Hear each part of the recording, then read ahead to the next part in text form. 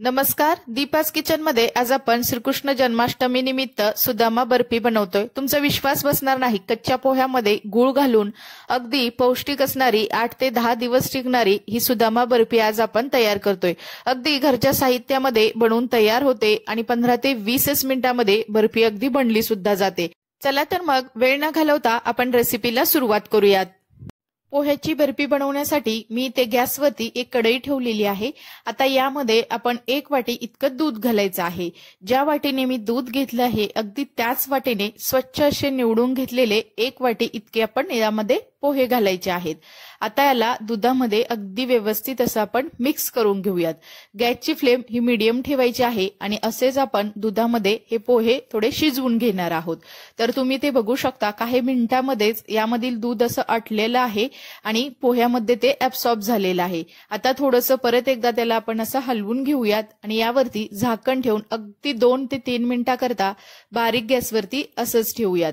तर इथं तुम्ही बघू शकता एक 2 ते 3 मिनिटांनंतर पोहे आपले अगदी व्यवस्थित असे शिजले गेलेले आहेत। यातील दूध पोह्याने पूर्णपणे ऍब्सॉर्ब केलेलं आहे।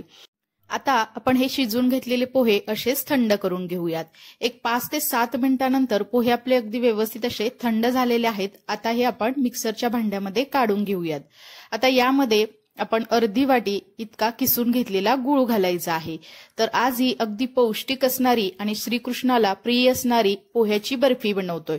तुम्हाला माहितच आहे श्रीकृष्णाला पोहे किती प्रिय होते। सुदामा आणि श्रीकृष्णाची गोष्ट तुम्ही ऐकलीच असेल। आता याला मिक्सरमध्ये आपण जमेल तितकं अगदी बारीक असं याला वाटून घेतलेलं आहे।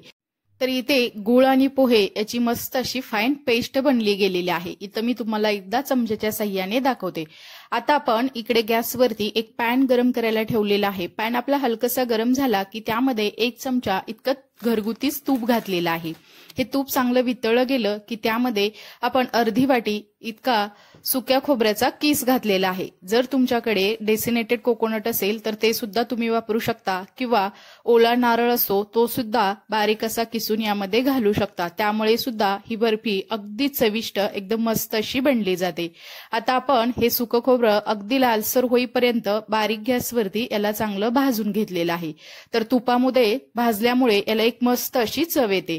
आता खोबरं लालसर झालं की त्यामध्ये आपण बारीक करून घेतलेलं गूळ आणि पोहे याचं हे मिश्रण घालायचं आहे आणि त्याला परत एकदा या खोबऱ्यामध्ये अगदी व्यवस्थित असं आपण याला मिक्स करून घेऊयात। तर तुम्ही ते बघू शकता, मी त्याला अगदी व्यवस्थित असं मिक्स करून घेतलेलं आहे। अजून एक 2 ते 3 मिनिटांकरता बारीक गॅसवरती आपण असंच याला परतून घेऊयात। जोपर्यंत हे अजिबात पॅनला चिटकत नाही तोपर्यंत हे चांगलं असं परतून घ्यायचं आहे।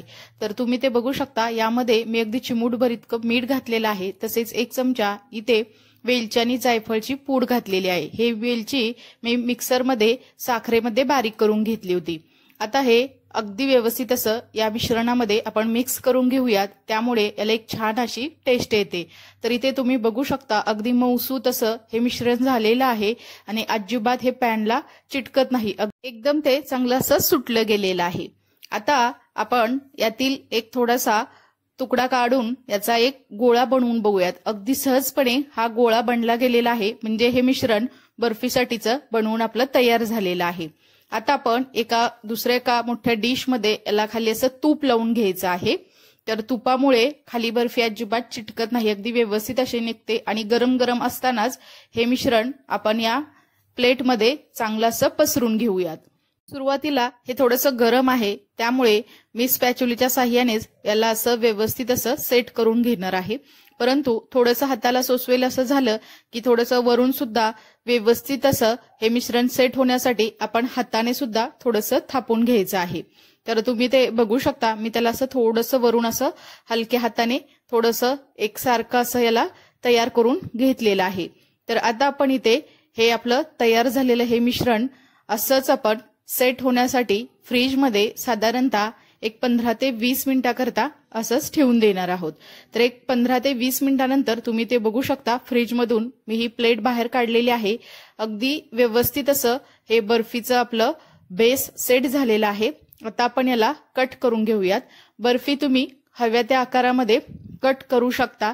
तर येत्या श्रीकृष्ण जन्माष्टमीला तुम्ही ही कृष्णाला प्रिय असणारी ही सुदामा बर्फी नक्कीच बनवू शकता किंवा इतर वेळेस सुद्धा श्रावणी शुक्रवार किंवा श्रावणी सोमवारसाठी सुद्धा तुम्हाला गोड असं काही नैवेद्य करायचं असेल तरी सुद्धा अगदी झटपट होणारी पौष्टिक अशी ही गुळ आणि पोहे घालून बर्फी तुम्ही नक्कीच बनवू शकता।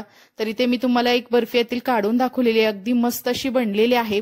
तोंडास टाकताच विरघळणारी ही मस्त अशी पौष्टिक असणारी मऊ अशी ही पोह्यापासून, यामध्ये तुमच्या आवडीनुसार तुम्ही कोणतेही ड्रायफ्रुट्स वापरू शकता, नाही वापरले तरी सुद्धा अगदी टेस्टी अशी ही बर्फी बनली जाते।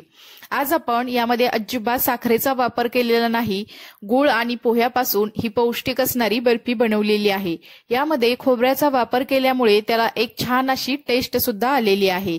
ही रेसिपी तुम्हाला कशी वाटली हे मला नक्की कमेंट्समध्ये सांगा आणि 8 ते 10 दिवस टिकणारी ही गुळ आणि पोह्यापासून मस्त अशी बर्फी नक्की एकदा करून बघा। रेसिपी आवडली असेल तर न विसरता दीपाज किचन या युट्यूब चॅनेलला लाईक, शेअर आणि सबस्क्राईब करा आणि शेजारील बेल आयकॉनवरती क्लिक सुद्धा करा, कारण तुम्हाला अशा छान छान साध्या सोप्या अगदी झटपट होणाऱ्या छान अशा रेसिपी पाहायला मिळतील। चला तर मग नंतर भेटूया आपण अशाच एका छान अशा रेसिपी सोबत। तोपर्यंत सर्वांना धन्यवाद।